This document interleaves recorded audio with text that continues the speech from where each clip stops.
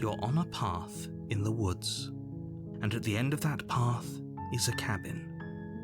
And in the basement of that cabin is a princess. You're here to slay her. If you don't, it will be the end of the world.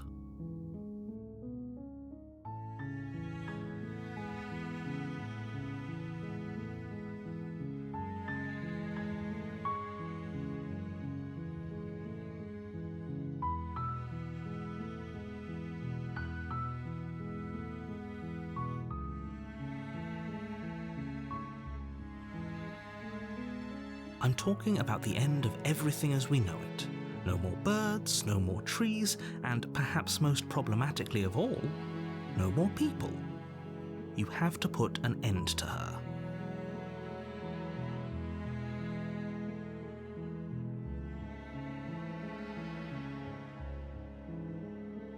Look, you're already on the path that leads to the cabin. Why would you be here if it weren't to complete a very important task? You've made it this far, you might as well reach the end of your journey.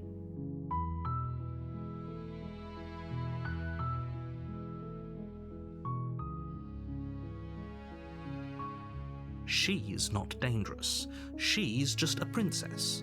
The danger comes if she gets out, which she will unless you do something about it.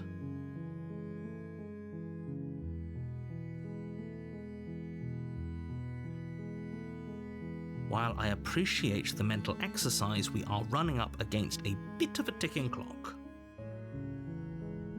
Nevertheless, let me assure you, the princess is locked up because she's dangerous. She is not dangerous because she's locked up. And before you decide to waste even more of our time by asking how I know that, let me suggest a more pragmatic lens through which to view this situation. Causality doesn't matter here, because the end result is the same no matter what led us up to this point. If the princess leaves the cabin, the world will end, and there is no changing that. It's no use arguing semantics over a metaphorical chicken or egg, because the egg is hatched and it's about to ruin everything. Unless, of course, you do your job and slay her.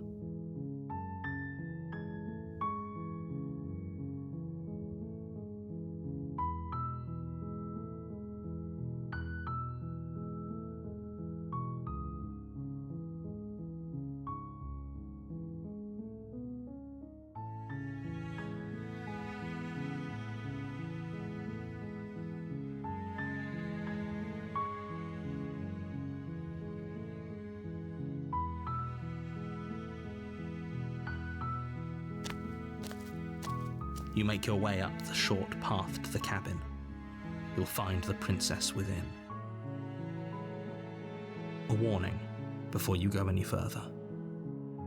She will lie, she will cheat, and she will do everything in her power to stop you from slaying her.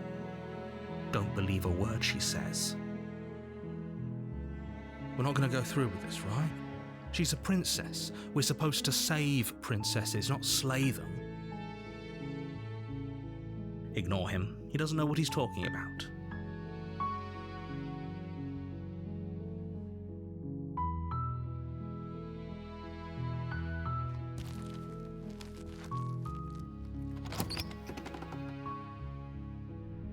The interior of the cabin is almost entirely bare. The air is stale and musty, and the floor and walls are painted in a fine layer of dust.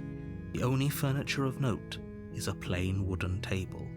Perched on that table is a pristine blade. The blade is your implement. You'll need it if you want to do this right.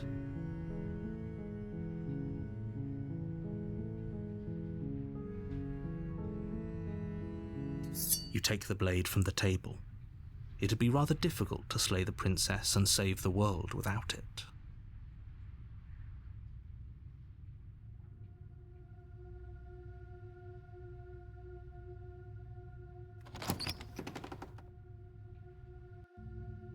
The door to the basement creaks open, revealing a staircase faintly illuminated by an unseen light in the room below.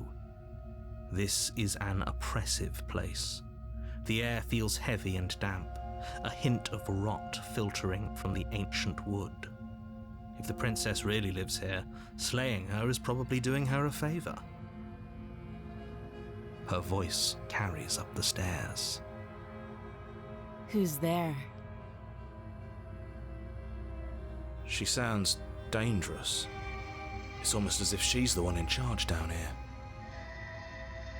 Don't let it fool you. It's all part of the manipulation.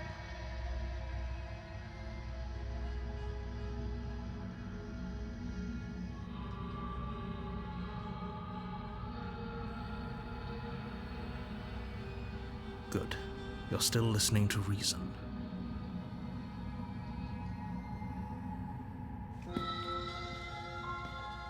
You walk down the stairs and lock eyes with the princess. There's a heavy chain around her wrist, binding her to the far wall of the basement. She's so coldly beautiful. Is she really a threat to the world? Focus on the task at hand. And there you are. Are you here to kill me or something?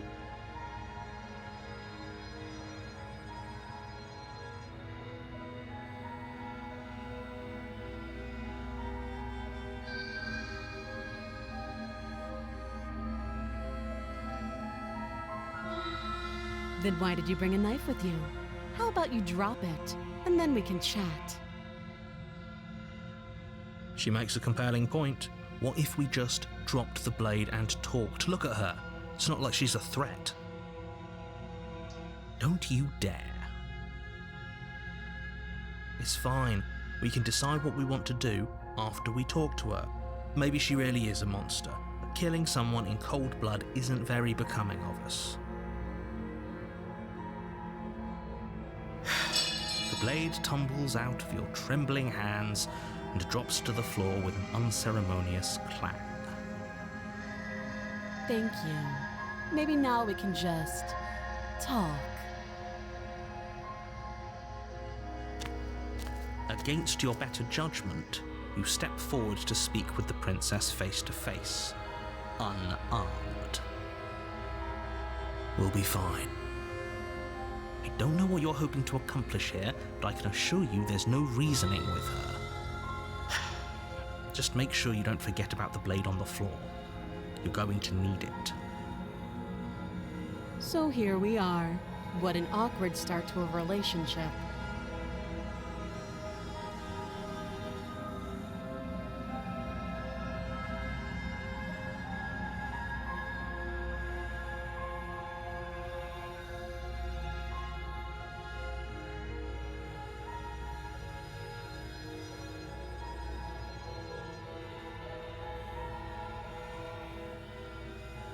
She hesitates before answering. You can address me as Your Royal Highness, or Her Majesty. Any honorific should do, really. Note the lack of detail. You can't trust her.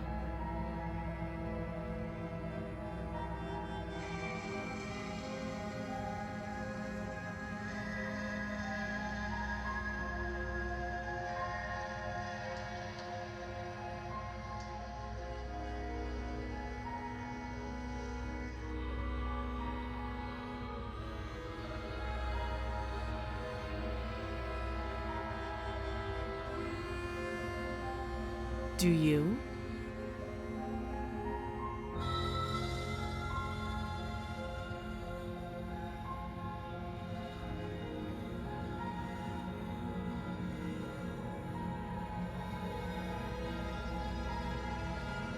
So, you're not going to share? How pointless. If you want to talk, I'll talk. But this isn't talking.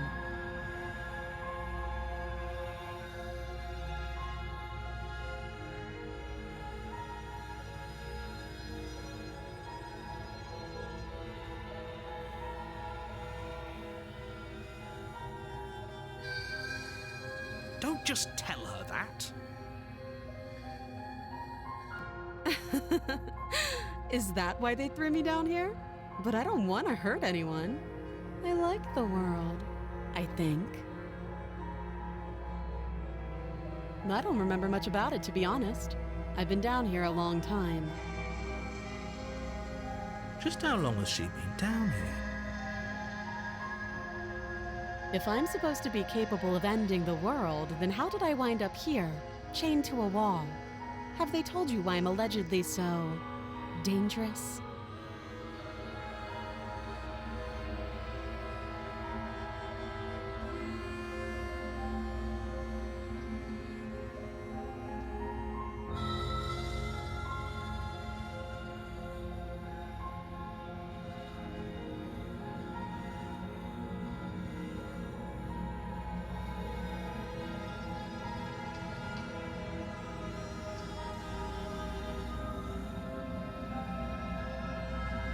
Ending the world seems like an awful lot for just one person to do. I wouldn't even know where to start. I believe her. She doesn't have to know how to destroy the world to be capable of doing it. At the end of the day, whatever the two of us have going on down here is about trust. Whoever sent you to slay me claimed I was a threat to the world, but they didn't tell you why. That doesn't sound right to me. And I don't think it sounds right to you either. Otherwise, we'd be killing each other instead of talking. She has a point. There's a reason I've been telling you to question the situation, and there's a reason you've listened. So, I could tell you that I'd lead a quiet life in the woods, or that I'd open an orphanage, or that I'd do any other number of good things that I'm sure you think you want to hear. But you don't really know me, do you? What can my word possibly be worth in a situation like this? She's right about one thing. Her word isn't worth anything. Like I said, it's all about trust. Blind trust. So do you trust me, the prisoner, the victim, the princess clearly incapable of ending the world? Or do you trust whoever put me here? She's wrong. This isn't about trust. This is about risk. We stand to lose everything, all for the sake of one person, and a subjugating monarch no less.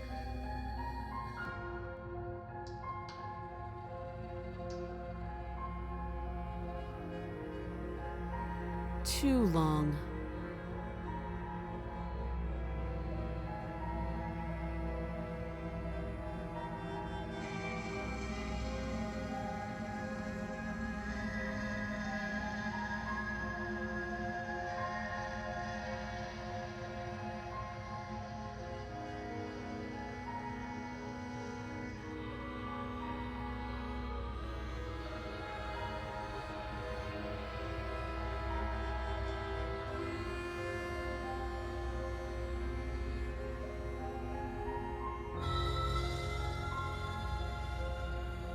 Don't jump to any weird conclusions.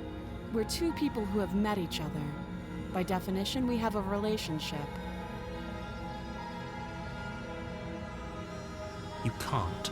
Don't bother. I'm guessing you don't have the key then. I'm sure there's a key somewhere around here, and if there isn't, well, we can always put that knife to good use. Her sharp eyes settle on the edge of the blade. She isn't suggesting what I think she's suggesting, right? She is. I'm sure of it. Oh, have you decided what to do with me? You know why you're here.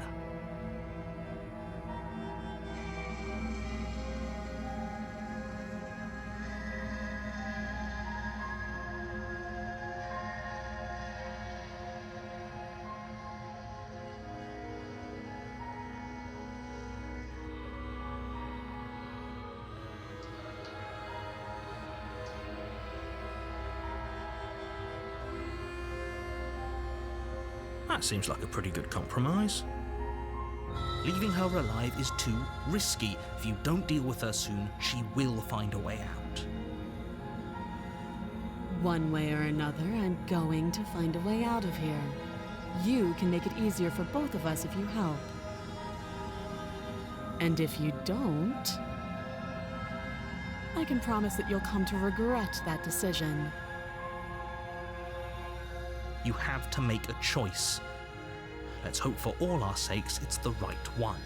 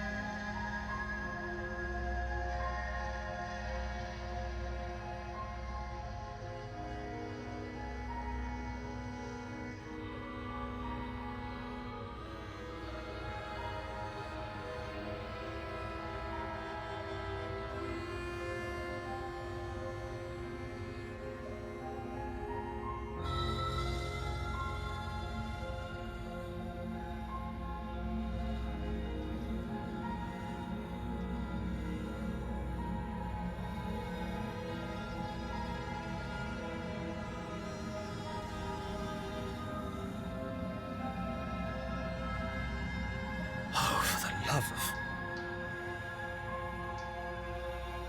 Good. I'm glad you've come to your senses. You're making a huge mistake. No, you're doing the right thing.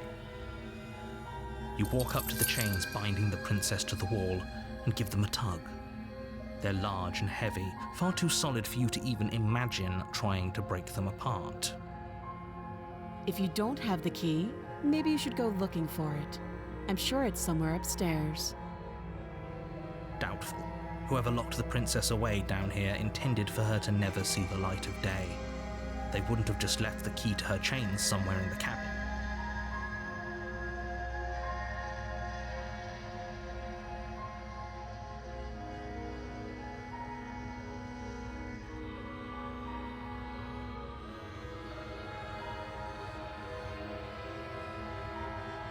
That would be fine. I can lose an arm. She speaks with almost complete nonchalance. If we were stuck down here for long enough, I'm sure we'd be nonchalant about cutting our way out. Anything to finally be free. You attempt to make your way out of the basement, but the door at the top of the stairs slams shut. You hear the click of a lock sliding into place. Is someone else here?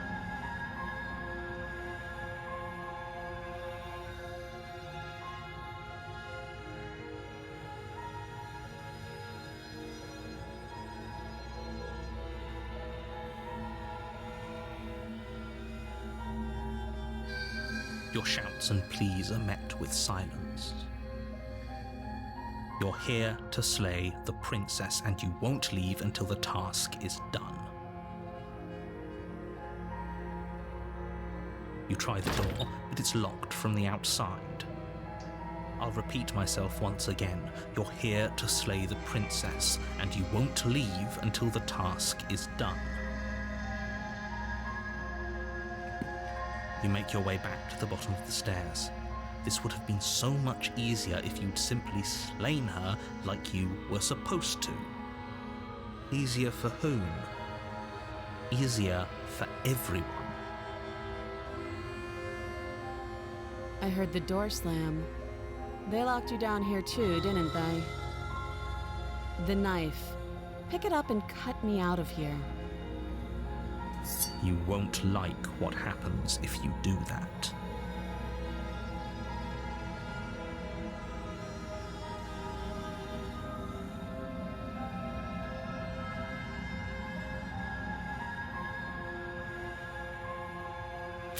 Against your better judgment, you place the blade against the princess's arm, just above the massive, unyielding chain. You cut into her flesh. The blade is sharp and you make quick work of it. Before long, you're able to crack through bone, and she pulls the bleeding stub of her arm through the iron gauntlet. She didn't so much as utter a sound. Free from her bindings, the princess turns to face you, her fierce gaze meeting your eye. How is she so composed after losing an arm? It's like she isn't even bothered by it. Thank you. Now let's get out of here.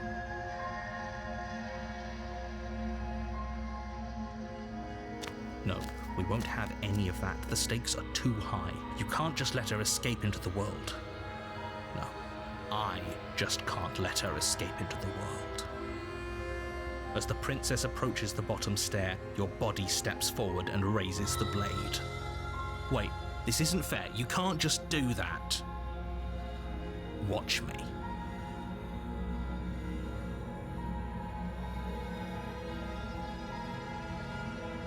Stop that. I thought this was a little too easy. Your body lunges forward to sink the blade into her back, but the princess swiftly moves out of the way before you can connect. Stop it! Stop resisting me! I am trying to get you out of here alive.